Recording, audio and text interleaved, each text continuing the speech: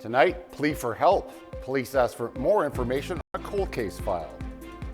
Rollout underway. Mounties in the Peace region get body-worn cameras. And we're learning more information about the restricted access to the Fort Nelson Hospital yesterday.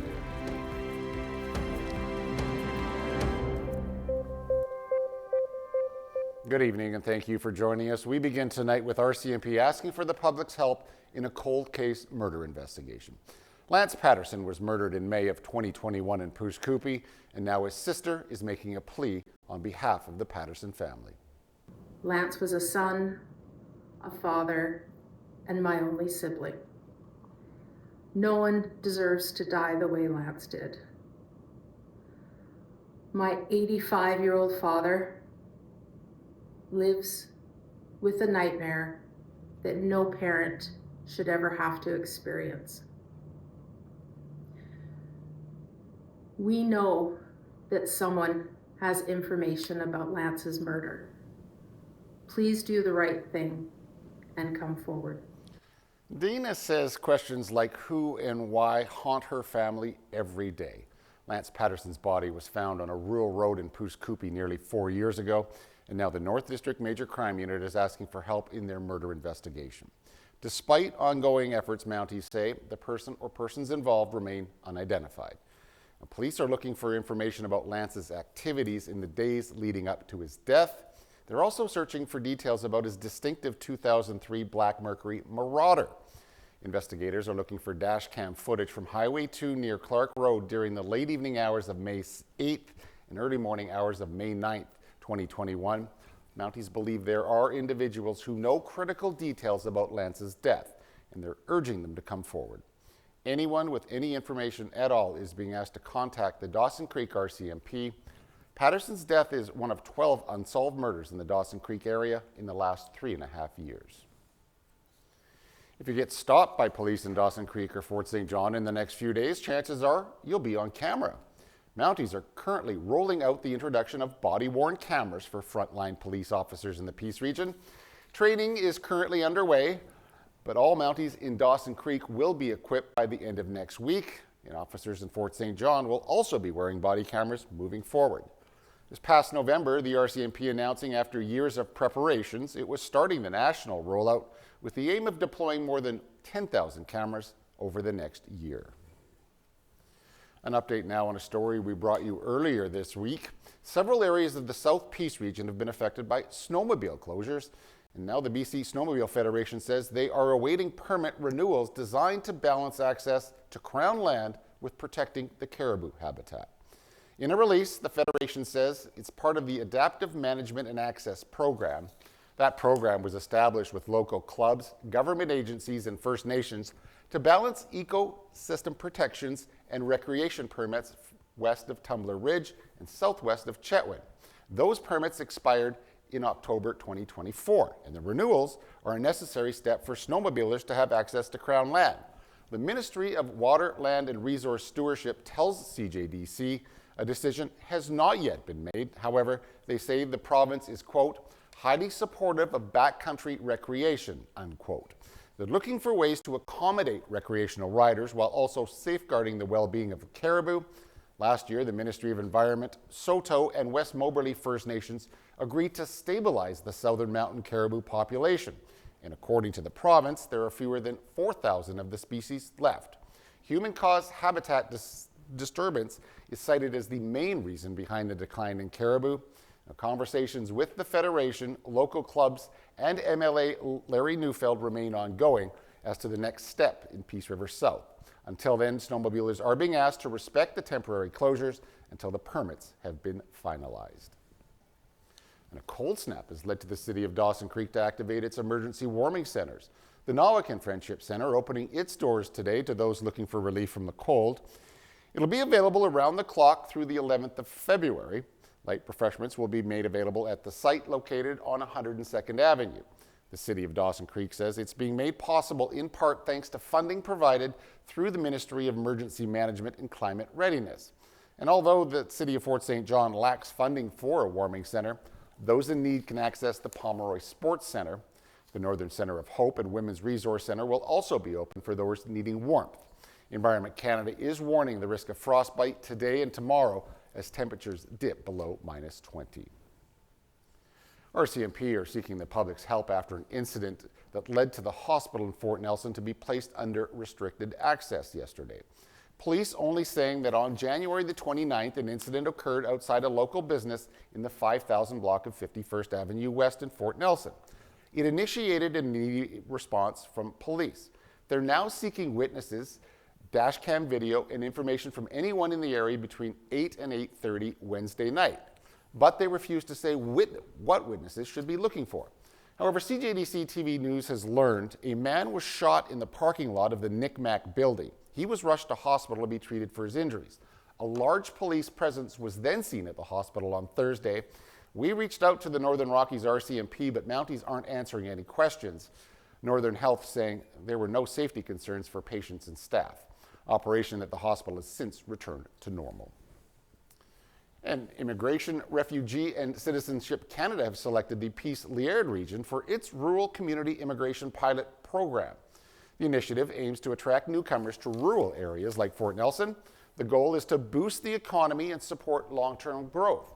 The federal government announcing that Northern Rockies and Fort Nelson are taking part in the project. Immigration Minister Mark Miller says the program offers permanent residency pathways to fill key jobs for those who want to live in the community long-term. And he adds that it brings skilled immigrants to the area, addresses labor shortages and economic needs, while promoting the benefits of small-town living. The Peace Liard is one of 18 rural communities across Canada that have been selected, and in a release, the Northern Rockies Regional Municipality said the Community Futures Agency will lead the plan to implement the program locally.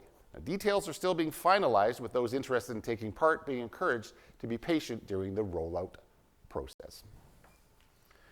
Wendy Cochia has been sworn in as BC's 31st Lieutenant Governor. As I step into this role, I reflect on the three core values that deeply guide me: the power of compassion, the call to service, and the perseverance to create a better world. Cochia took the oath of allegiance and office in the Legislative Chamber in Victoria. She's stepping into a role previously held by Janet Austin for the last 7 years and will act as the representative to the monarch. Cochia is the founder of the Absolute Spa Group. She's also the co-founder of the Pacific Autism Family Network and most recently, the CEO of Century Plaza Hotel in Vancouver.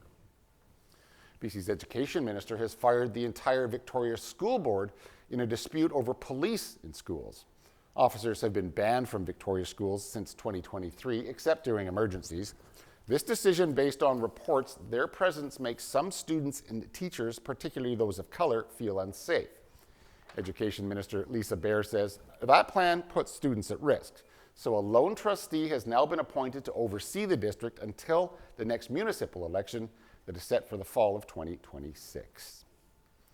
A BC nurse has been suspended for taking a selfie on the job. According to the BC College of Nurses and Midwives, Brian Lee, a Victoria-based nurse, took a photo of himself last year, and he posed with objects used in medical procedures while in a confidential patient care area.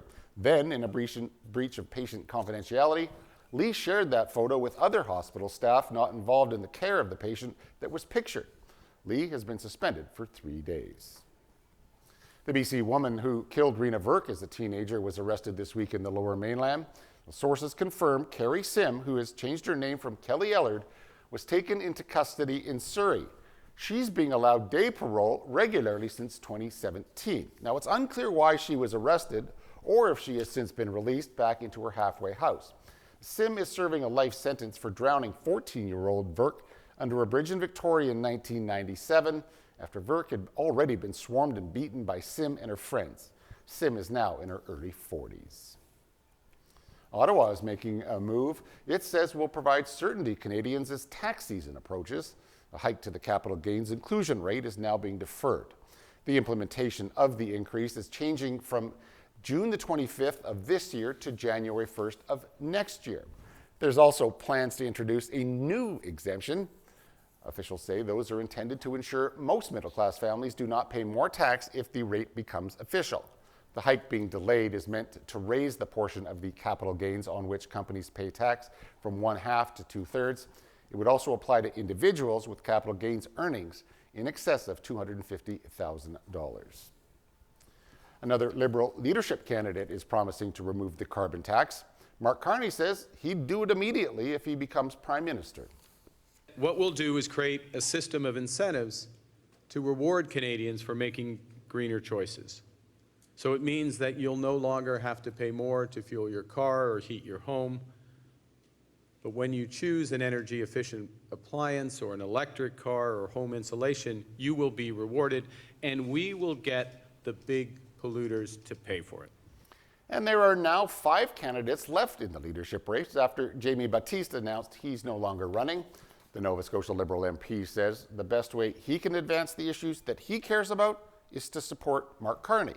Baptiste was the only Indigenous candidate in the race. He sought to put First Nations issues on the agenda during the contest. Those include reconciliation, the environment, and affordability.